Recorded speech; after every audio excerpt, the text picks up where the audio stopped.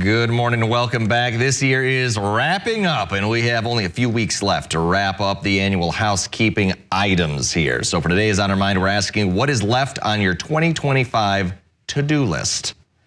Oh boy, Devin, that's a big ask. There was a lot, we wanted to get done this year. You always have your things coming into the year that you wanted to do. Then you add stuff along the way.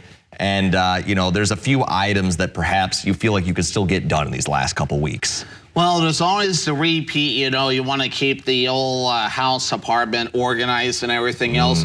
You get it cleaned up. Constant battle. It's always a constant battle. You get it cleaned up, it gets dirty again. You get it cleaned up, it gets dirty again. I'm at the point where it's gotten dirty again, and now I got to get it cleaned up even before Christmas because I got the folks coming up. So it's They're coming to you this year? They're coming to me this year. So I'm hosting. So it's like, I better get this thing cleaned up. So...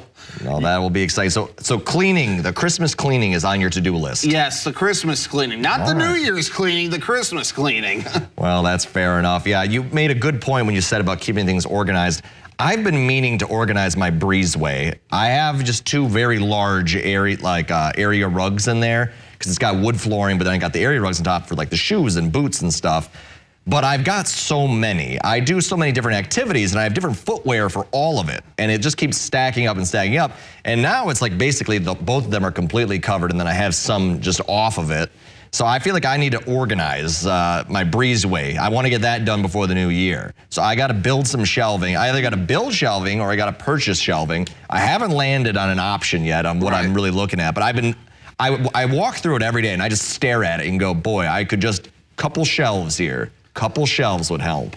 Yeah, it definitely helps out when you have something you can use to kind of move some things out of the way to help definitely create some extra space. Another thing I've been working on too for at least over a year, and in fact I looked at another one of these yesterday, house shopping. I've been trying to shop. Oh, that's been on your to-do list for over a year now. It's a battle to shop for a house up here. You've seen the news stories up here in the Northwoods. It's hard to get a house up here, and I've also have been house shopping.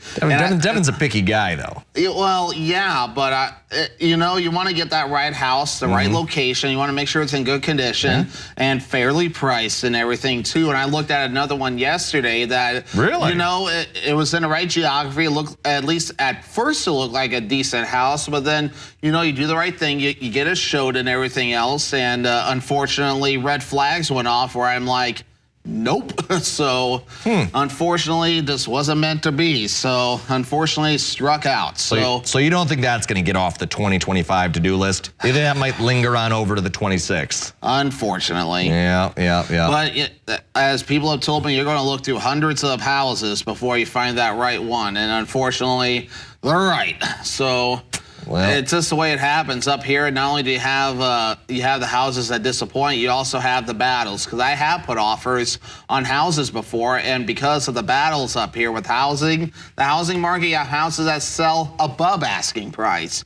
Sometimes you had to put down at or above asking offers in order to get the house, and sometimes you still don't get it. It is entertaining. Over the last year or so, I've heard Devin's house hunting stories, and I've learned so much more about the local house hunting situation from him. And it's very entertaining. Yeah, exactly. And Jeff has been great at coaching me along the way, and there's even times where he's been surprised by some of the stories he's heard, because I've even taken the coaching advice from him, and it's still, even then, things have surprised. It's that's the nature of the housing market up here. This is how she goes, the ebbs and flows, Devin. Exactly. But I'm optimistic that you can get your apartment clean, and I'm optimistic maybe that I can get some shelves built, maybe. Yeah, sort of, kind of, maybe. It's like I should do it, but I got to find the right ones, and I'm just so picky. It's that nitpicky thing. Like I'm in a good spot with my apartment, so I can be nitpicky on the right house and the right location and everything too. I want a lot of shelving. That's the thing. I'm not in that desperate situation. But anyway, I think I just heard we're over. Yep. So exactly. So we're going to have more for you after this commercial break. Enjoy Howard in the Mr. Food Test Kitchen.